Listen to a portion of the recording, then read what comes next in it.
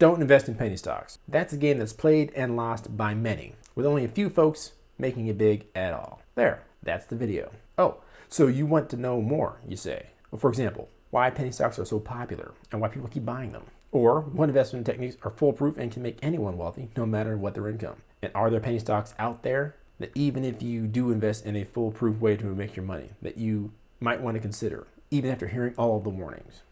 Well, if you stick around till the end and you're still curious, I'll let you know about certain penny stocks that look like they might actually be worth something. So, gently, tenderly, lovingly, caress that like button for the YouTube algorithm. And let's get started. You're watching Finance Squared, and I'm your host, Derek West. On Finance Squared, we love talking about all things personal finance, crypto, altcoins, bitcoins, and of course, stocks, bonds, and index funds. Not to mention ETFs, REITs, the whole ball of wax. Make sure to get all of our videos when they drop by subscribing to our YouTube channel with post notifications turned on so that you don't miss a single one when they drop. But let's first examine why buying individual stocks in general is usually a bad idea. See, picking winners and losers in the stock market is a fool's errand, mostly. Especially if you're a busy individual and are short on time and don't have the capacity to do your own research. The fact is that so many companies come and go, rise and fall during the course of our lifetimes, and even during the course of a single year, that picking any single one to stick around and deliver wealth for their investors is really big odds. And that can seem more like gambling than like investing. For example, if you're betting on racehorses, you can study everything possible about racehorses and how they run, what makes the racehorse faster than the other. Do they run better in muddy conditions or on finely manicured grass surfaces? Does the weight and the height of the jockey affect their stride? How long is their stride? And does their stride length make sense for the track that they're running on? I just made up all those metrics off the top of my head. I have a buddy who's really into horse racing. But in the end, you're putting money on a horse to win a race. And you don't know the outcome as there are so many variables that can change from when you first pick the horse to when the race finally ends. It's similar when picking an individual company to invest your money in. So many things can change and affect the fortunes of the company you're betting on. The market can all of a sudden not like what your company is selling. Individual political regimes can come in and based on who's funding their campaigns, put their thumb on the scales of justice for one company versus the other, and even one industry versus the other. The regulatory environment could go bad for one company. Competitors can come in and eat up your company's market share, cutting into the company's profits, affecting the value of your holdings and or your dividend payoffs. The odds of picking just one company that navigates that whole quagmire and becomes super uber wealthy is so remote as to be laughable. Yuck, yuck, I laugh. In any case, what do you want to do instead? I'm not advocating not investing in the stock market. In fact, I'm a huge advocate for investing in it, but I advocate for most investors. You should be buying and holding and constantly investing in an index fund or ETF for consistent growth over time. What are index funds? Index funds are mutual funds. What are mutual funds? Mutual funds are really companies whose sole goal is to buy up baskets of stocks. Traditional mutual fund companies tend to have expensive fund managers who pick and choose the stocks in their mutual fund, sort of like what you're trying to do when you buy a penny stock, to try and beat the market rate of return when the market is in a bull run, or try not to lose that much money when the market is in a bear run. The problem is that it's really, and I mean really hard. And having a fund manager trying to do all that can be expensive. So along came index funds in 1975. Jack Bogle, the founder of Vanguard Group, came up with the idea after noticing that most people are really terrible at picking stocks, and they're even worse at timing those transactions, waiting for the target investment to fall, to buy in, and predicting when to sell when the market is high. But at the same time, noting that the stock market in general tends to keep growing higher and higher and higher. In fact, returning at around 11% on average yearly, sometimes going up, sometimes going down, but always giving back a steady return. Why not just invest in an instrument that follows along with the stock market and just hold that and continue to invest in it? Doing that would minimize the work that it takes to purchase stocks to try and beat the market average, and thus lower the fees that you typically pay out to either mutual fund managers or individual investment account managers, and thus ensure that you grow wealth with minimal fees as the stock market expands in value. It's a similar concept with exchange-traded funds or ETFs, which are like index funds, except that they are bought and sold on exchanges. Thus, the exchange in the exchange-traded fund name, and they can be bought and sold intraday, just like stocks. All three, index funds, mutual funds, ETFs, are stock baskets, which hold your investment nest egg. And if you purchase broad-based index funds and ETFs, you are guaranteed to keep going up as the market goes up, as long as the market goes up, which it has, since at least the early 1900s. But admittedly, doing that is kind of boring. It is true that just putting money away, paycheck after paycheck, in a steady, dependable investment vehicle isn't the most exciting thing on earth, quite frankly. And let's be honest, there are thrill seekers among us that need to get a rush of excitement when they invest in a stock and it goes up 50, 100, 200%. It's the same sort of endorphin high you get when you pick a racehorse to finish first, and it actually does. Or when your team wins the Super Bowl, World Series, or World Cup. It's just a great feeling. And who am I to deny you, the YouTube viewer, the right to chase that dragon? I will not look derisively and judgmentally if you choose to do such things with your money.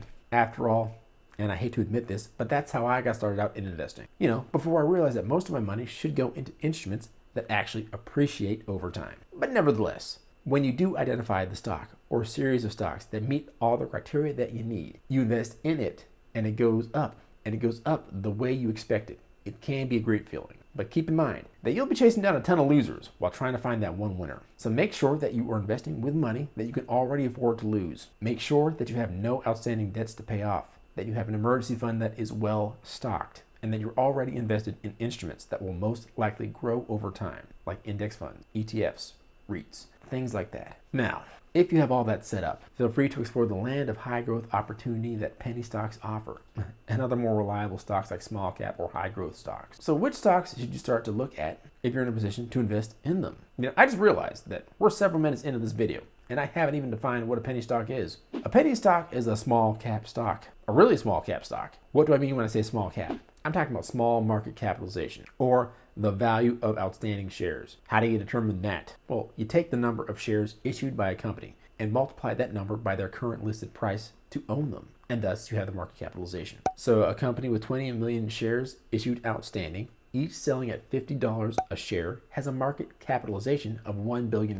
Tesla's current market cap is nearing the $1 trillion mark. It's greater than 800 million. And companies like Apple are already there. But a penny stock is a low priced, small cap stock. Quite a few penny stocks are actually worth more than a single penny. And very few are worth less than that. But you can find, quote unquote, penny stocks from anywhere from a single cent to well over $5 per share. Now, true blue penny stocks aren't typically listed on the New York Stock Exchange or NASDAQ. You have to browse shady sites and exchanges like over-the-counter bulletin board or pink sheets. Those places just sound like the deep, dark, dank recesses of the shadiest back alley. But, that's where you'll truly find penny stocks that go from 8 cents to $8 in as little as 2 weeks. And as I'm sure you're aware, there are plenty of problems with penny stock. And if you're looking to still invest in them, hopefully you're only doing this because you want to see if you can hit it big on an unknown company somewhere that can really turn your portfolio into a heavy hitter, and that you already have all your money invested in more reasonable and safer investment options like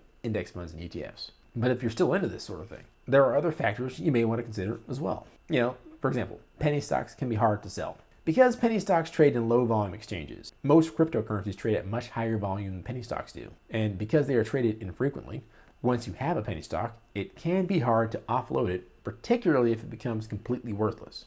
At which point, why bother? And that's not the only problem. The filing standards of the exchanges where penny stocks are listed are lax, to put it nicely.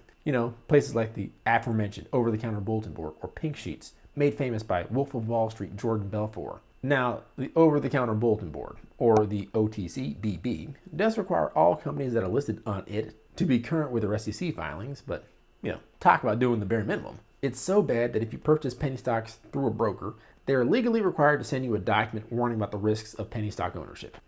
Similar to this video that I'm making. And the problems don't end there. There's the old pump and dump scheme. Nope, that's not just the description of your last one night stand. That is the characteristic tactic that is played on many a penny stock connoisseur, and frankly, cryptocurrency enthusiast.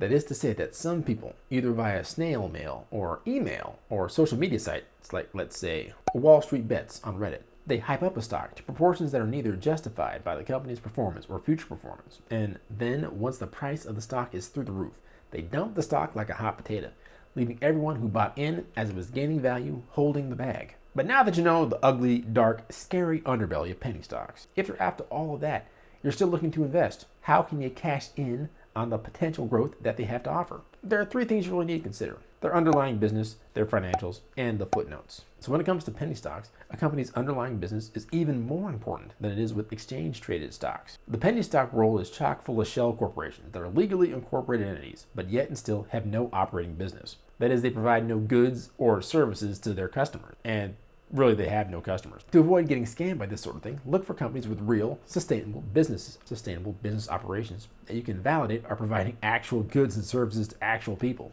Like with any stock, a penny stock's financials are an essential tool for investors. But with penny stocks, it's not just the actual financials, but the quality of the financial statements and whether or not they are legit. Does the company file on time? Who was the auditing firm? Do the company's financials look healthy? Now, if you can answer yes to these 3 questions, it's time to scroll through the footnotes.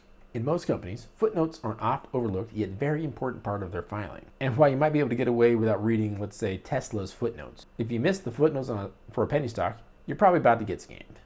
You see, penny stocks are typically very small companies that are, more prone to some of the machinations of other small companies and can have oddities in their accounting and other weirdness that goes on just with their operations. The footnotes for a penny stock are a must read if you're gonna not get scammed while buying a penny stock. So, with all that said, try to look for stocks that are traded on major exchanges if you're gonna venture into this territory. Avoid the shady exchanges like OTCBB or Pink Sheets. And if you can, try and look for a penny stock that has a high daily trading volume. Unfortunately, many investors look to penny stocks in the hopes of earning money by swing trading or day trading. For that to happen, you need to have a stock, or any asset really, that people want to buy. And if the trading volume of that stock is very low, like a lot of penny stocks tend to be, there's not going to be a ton of willing buyers for the stock that you own. So make sure you use a stock screener to search for penny stocks with high average daily volume. This is going to be a real tough stretch, but look for a penny stock with a positive earnings per share. Now, a stock's earning per share is equal to the current earnings of the company divided by the current number of shares outstanding. This metric indicates that the company is currently profitable. Like I said, they're hard to come by, but it's definitely a good sign if you can find one. Now, I've given you all the warnings, and I've given you as much information as I possess in my little feeble brain, and it seems like you're still with me, so well done on your part. I'll now give you some quote-unquote penny stocks to buy or avoid as an example of what to look for in a high-quality penny stock that might be traded on a reputable exchange like the NASDAQ. And without further ado, BioLace Incorporated. This is a company that produces a large range of products for use in the dental industry. Now, its focus is on producing laser devices used in various dental applications. Back in around 2020, its price hovered at around 30 cents per share. That's 3 dimes, folks. With its price climbing to over $1.30 per share at the time of filming, which is mid-February. But by the time I get this thing edited and published, that the price could actually rise or fall substantially. In any case, that gain over that period of time is not bad at all. And next up, we have Rewalk Robotics Ltd. Rewalk Robotics is a tech company focused in the biotech industry. The company offers medical devices that act as exoskeletons for use for individuals that have limited mobility and also for rehabilitation purposes. Now, this is not just some fly-by-night pump and dump chump company either. They've been making these devices for over 20 years. And the company is based in Israel and has headquarters in various locations around the world, including Germany and the US. And another thing, be sure to like this video if you liked this video, and subscribe to this channel with post notifications turned on full blast for more educational and entertaining videos just like this one on subjects similar to this. We have videos coming out on debt, altcoins, and starting your own business that you're not going to want to miss out on. And keep in mind, a goal without a plan is a wish, and a goal with a plan and no action is a wish list. Take action on building your wealth by making sure wealth building tools like broad-based index funds and ETFs are the foundations of your portfolio, and only invest in penny stocks and other individual stocks when you've identified real winners and that you're not being scammed. I'm gonna get out of here, guys. Take it easy, and yeah, generally speaking, stay away from penny stocks, but peace.